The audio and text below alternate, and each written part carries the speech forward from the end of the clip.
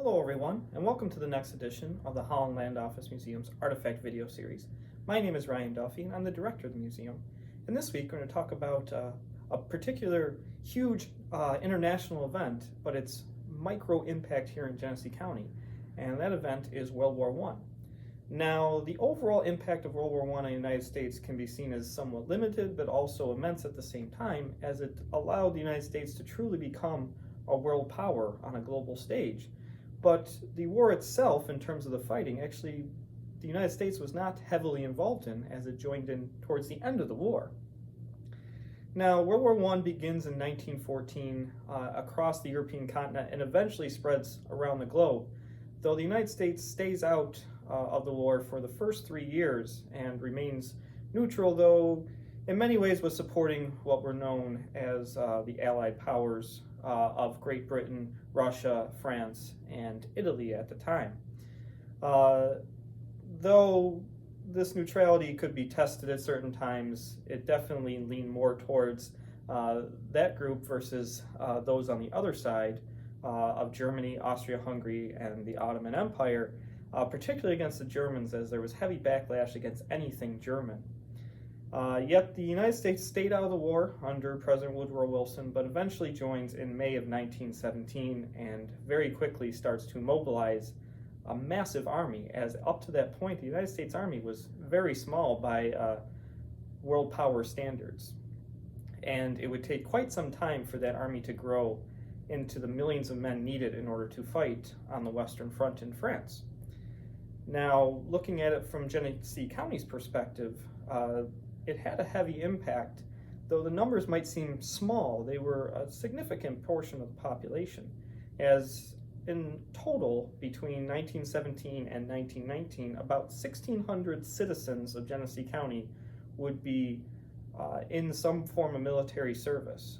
Now, not all of this was fighting capacity, and not all were men, actually, as there were several women involved in some of the nursing corps and other aspects of the military complex. Now, in terms of the fighting, there were 78 citizens of Genesee County that actually died during the war, though not all of these were due to action or fighting on the front, as others died of disease, accidents, mostly diseases. That was actually a bigger killer, especially among the American forces, than any fighting that actually occurred. But those Genesee residents that did make it to the front served in some of the biggest battles of World War I, especially for the Americans. The Battle of Amiens, the Argonne Forest, amongst others that lasted weeks, if not months, and had hundreds of thousands of American troops involved, and were the largest American operations up until that point, and surpassed even some later on in World War II and such. But the Genesee County was much like most places in the United States, is that it had many young men go off to war, but it also supported the war effort. And in combing through our collection, we have found at least 100 items that relate to World War I in some capacity, but they're all connected here to our local communities. So we'll kind of run through some things that we have on display here currently. So one type of item that we have from World War I is actually we have a large collection of World War I era uniforms, and actually stretch across the three major branches of the military that existed at that time: the Army, the Navy, and the Marines. Now, the uniform we have behind me here is actually an Army uniform from World War I, with the full tunic and pants, as well as the woolen overcoat that was standard issue, and the what they call the overseas cap, which was the cap worn at least in parade and training, though they would wear the flat-brimmed helmet when actually in action. That was used by the British forces. Now, this uniform was actually worn by a soldier named Frank Bird, who was from Byron, and he served overseas on the front and actually gave a lot of his paraphernalia to the museum after the war. But we have other uniforms from the other branches, but also from different ranks and levels. So we actually have a pretty wide collection of uniforms from World War I. But it's not just uniforms that we have here, as we have weapons of war. as we've got several rifles that were used during World War I by both the Americans and by the enemy.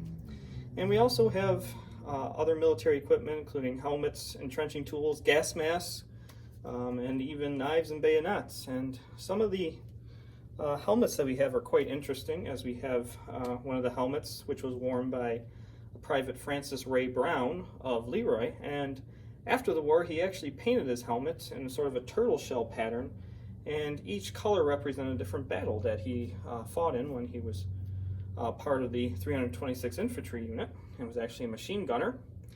But other units that we have several Genesee County residents fight in, one in particular is the 77th Division, which was called the New York Division, had a Statue of Liberty as their sort of emblem. We had several members from Genesee County fighting that, and that was the 77th Army Brigade, and for instance, the helmet you have there was used by C.T. Ballard. But it was a lot of different units that they were spread out across.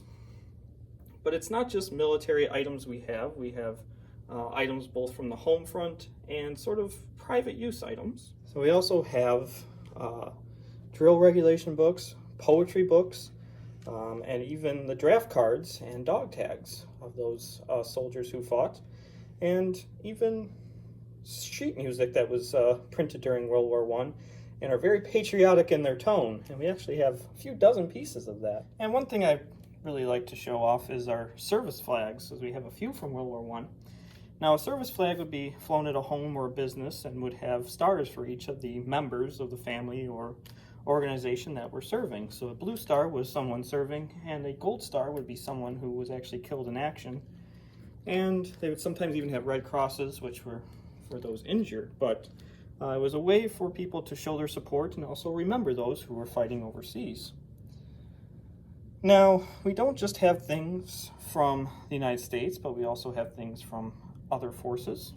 For instance, we have a German Mauser rifle that's actually was manufactured first in 1918, and we believe saw action in World War I and possibly even World War II.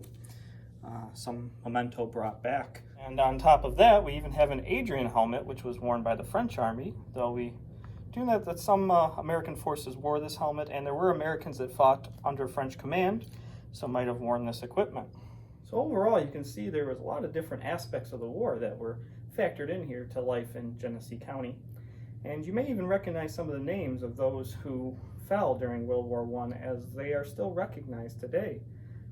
Glenn Loomis, who was a Batavia resident who was killed during World War I, is actually the American Legion post is named after him till this day.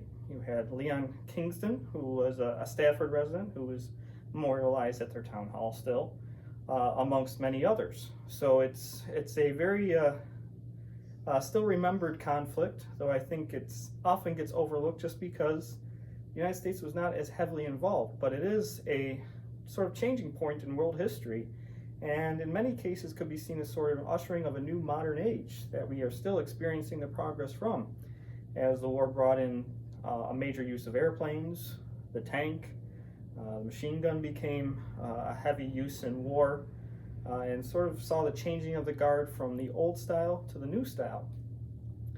And but beyond just local soldiers fighting in the war, there were other local connections, as a military camp was built out on Long Island that was named after our own Emory Upton, called Camp Upton. And in fact, many of the Genesee County boys who were shipped off to war actually trained at Camp Upton.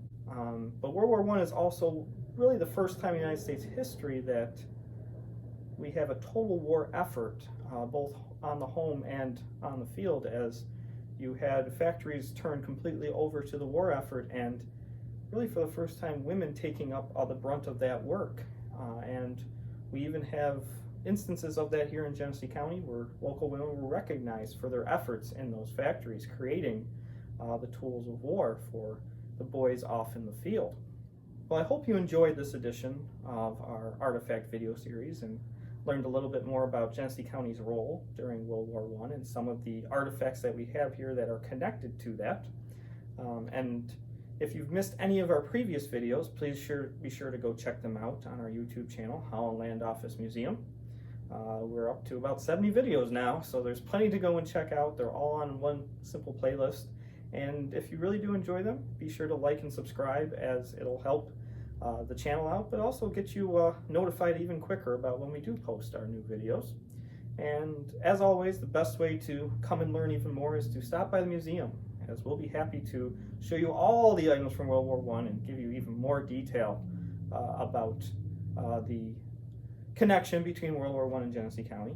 And just one last quick note, if you do want to know more about those who served and died in World War I from Genesee County, there's a very good website called The County and the Kaiser that was set up and actually lists some mini biographies of those who served and unfortunately were killed during World War I.